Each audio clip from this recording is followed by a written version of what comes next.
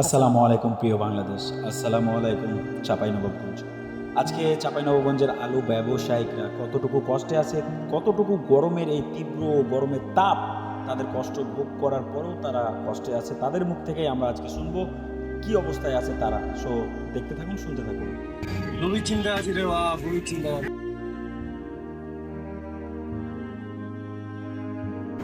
So চাঁপাইনবাবগঞ্জের আলু ব্যবসায়িকদের আজকে একটা করুণ অবস্থা যেটা দেখলাম, সেটা হচ্ছে কাস্টমাররা আজ আলু বাজারে খুব কম।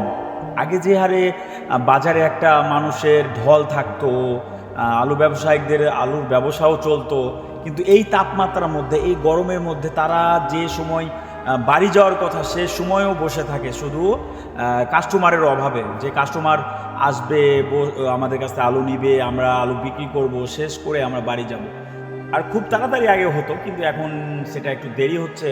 আর তারা যে কারণটা মানে দেখানোর চেষ্টা করলো, সেটা হচ্ছে প্রচুর পরিমাণের গরম, যে গরমটা তাদের দেহে লাগছে এবং তারাও বুঝতে পারছে আমরা খুব কষ্টে আছি। এবং তারা বলল যে এই কারণেই কাস্টমার আমরা এখন কম পাচ্ছি আলুর জন্য, আলুর কাস্টমার খুব কম আসছে এই তাপমাত্রার জন্য। তো যাই হোক, এই তীব্র তাপমাত্রার কারণে বাংলাদেশের প্রতিটা মানুষের খুব কষ্ট। আর ব্যবসায়ীদের জন্যও একটু মানে যাই হোক একটু মোটটা ডাউনের দিকে, যে তাদের বেচা বিক্রি খুব কম হচ্ছে এই তাপমাত্রায়। মানুষ দিনের বেলা বেচা বিক্রি খুব কমই হচ্ছে বললেই চলে, কারণ তারা বাজারে যাইতেও ভয় পাচ্ছে এই রোদের তাপমাত্রায়।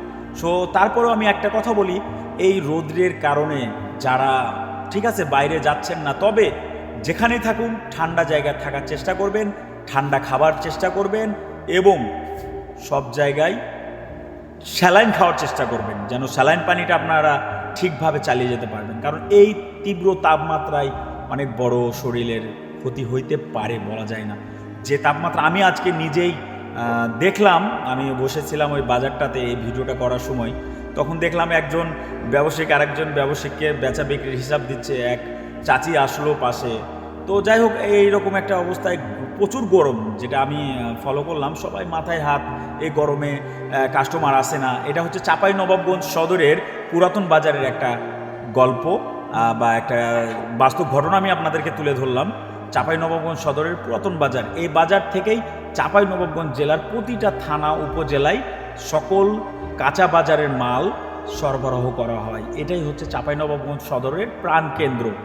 আর এই চাঁপাইনবাবগঞ্জের প্রতিটা চাঁপাইনবাবগঞ্জ জেলার প্রতিটা উপজেলা থানা এখান থেকেই এই আলু সকালে নিয়ে যায়, তারা বিক্রি করে নিজ নিজ উপজেলায় জেলায়। তারপরেও আবারও আমি আমার মামার সাথে দেখা করতে গেছিলাম। রাজীব মামা তার নিজের আলু নিয়ে ব্যস্ত। ফাইসাল বন্ধু, একসময় লেখাপড়া করতাম, একসাথেই থাকতাম, সে বসে আছে। বুলবুল মামা, আমার বাইকটা দাঁড় করা আছে, তরমুজ বিক্রি হচ্ছে, নানা রকম সবাই ব্যস্ত, কিন্তু কাস্টমারের অভাব। তারপরেও বলছি সবাই ব্যস্ত নিজ নিজ কর্ম নিয়ে, নিজ নিজ দোকান নিয়ে, কিন্তু কাস্টমারের অভাব। একটা দুইটা করে কাস্টমার আসছে, খুব তাপমাত্রা, খুবই রোদ, এই কষ্ট শুধু যারা এই পরিবেশে থাকছে, দাঁড়াচ্ছে, তারাই বুঝছে কি কষ্টটা। খুবই গরম, যেটা মানে আগের যে সিজন আবহাওয়াগুলো ছিল সবকে হার মানাইছে আমাদের চাঁপাইনবাবগঞ্জের এই ভিডিওটা। রাজীব মামা তো আলু প্রায় শেষের দিকে, তারপরেও সে খুব কষ্টে ছিল, কবে শেষ হবে, তাড়াতাড়ি আমি যাব, যাকে পারে তাকেই ডাকে, আসুন ভাই আলুটা নেন, এই ভালো আলু, এই আলু। মানে এক কথায় গরমে তারাও মানে নিজেকেই বুঝতে পেরেছে যে আমরা এই গরমে আর থাকতে পারছি না। তো কষ্টটা আমি দেখেছি, এখানে আমি ছিলাম। তো বন্ধুরা, যাই বলুন, মানুষ কষ্ট না করলে কোনো কিছু তার সুফল আসে না। তারপরেও আমরা আল্লাহর কাছে সবসময় দোয়া করি, আল্লাহ আমরা যেন ভালো থাকি, ভালো থাকার তৌফিক দান করো। আর আল্লাহ যে তাপমাত্রাটা এই মুহূর্তে আমাদেরকে দিয়েছে, আল্লাহ তুমি আমাদেরকে মাফ করো এবং এই তাপমাত্রা থেকে একটু হলেও রক্ষা করো, যেন আমরা একটু ঠান্ডা আর নিরিবিলি অবস্থায় থাকতে পারি, যানজীবন ভালোভাবে চলে। সো আল্লাহর কাছে শুধু দোয়া করা ছাড়া আর কোনো উপায় নাই আমাদের, কারণ এই তাপমাত্রার মালিকও আল্লাহ, এই বিপদ থেকে উদ্ধার করার মালিকও আল্লাহ। সো সবাই বুঝতে পারছেন আমরা কি অবস্থায় আছি, চাঁপাইনবাবগঞ্জের মানুষ। আর এটাই হচ্ছে আমাদের চাঁপাইনবাবগঞ্জের পুরাতন বাজার, যে পুরাতন বাজার ঐতিহ্যবাহী একটা পুরাতন বাজার, যে বাজারটা অনেক পুরাতন বাজার।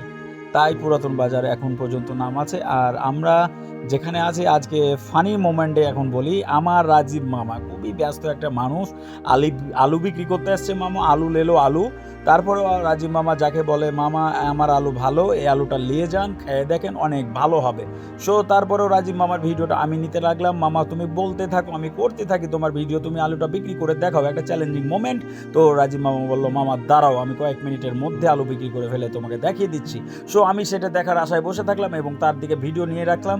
কি করে সে অলরেডি আলুটা মেপে নিল, মেপার পরে আবার নামাই দিল। পরে একটা কাস্টমার পাওয়া গেল, সে পুরোটা নিবে না, অর্ধেক নিবে।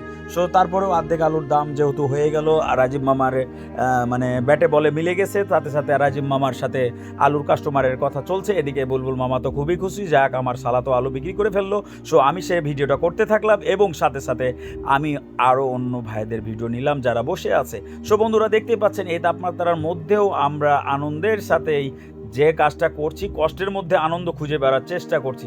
আমি আনন্দ ভোগ করেছি, কিন্তু তারা যে কষ্টটা করেছে সেটা আমি নিজে দেখেছি।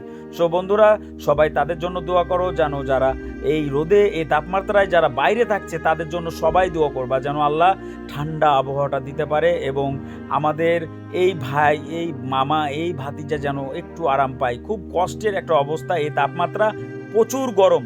আর যারা এই রকম কাজ করছেন, গরমের মধ্যে আলু বিক্রি করছেন কিংবা রোদের মধ্যে আপনাদের কাজ, তারাকে আমি বারবার অনুরোধ করে বলছি, ভাই আপনারা একটু ঠান্ডা জায়গায় থাকার চেষ্টা করবেন, বরঞ্চ ঠান্ডা খাবার খাওয়ার চেষ্টা করবেন বেশি বেশি, যেন আপনাদের এই তাপমাত্রার মধ্যে বড় আকারের ক্ষতি না হয়।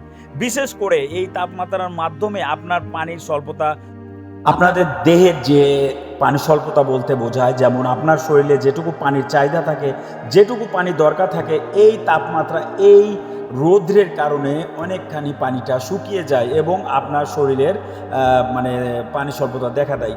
তার সাথে সাথে আপনার ডায়রিয়া হয়ে যায়, শরীর দুর্বল হয়ে যায়, মাথা ব্যথা করে, নানা রকম সমস্যা দেখা দেয়। তার জন্য বলছি, আপনারা বেশি বেশি করে খাবার, স্যালাইন পানি খাবেন এবং সাথে সাথে ঠান্ডা জাতীয় খাবার খাবেন, যেন আপনাদের শরীরে অনেক বড় ক্ষতি না হয়। সো বন্ধুরা, ভালো থাকবেন, সুস্থ থাকবেন এবং আমার এই ধরনের ভিডিও দেখার জন্য বারবার যাই হোক লাইক করবেন, শেয়ার করবেন। এবং রাজীব মামা তো আসলে এই যে দেখেন, একটা বাড়ির সে গার্জেন, তাকে টেনশন করতে হয় যে আমার পরিবারকে কামাই করে নিয়ে যেয়ে খাওয়াতে হবে। সো মামা আজকে সাকসেস, সে মামার সব কিছু বিক্রি করে বেঁধেছে, এমনকি সে নাস্তাটাও বেঁধে নিয়ে এসছে, মাথায় চুল ধুলা ধুলা হয়ে গেছে। মামা খুব কষ্ট করেছে, ফজরের আজানের সময় উঠে এসেছে, এখন বাজছে প্রায় 11টা।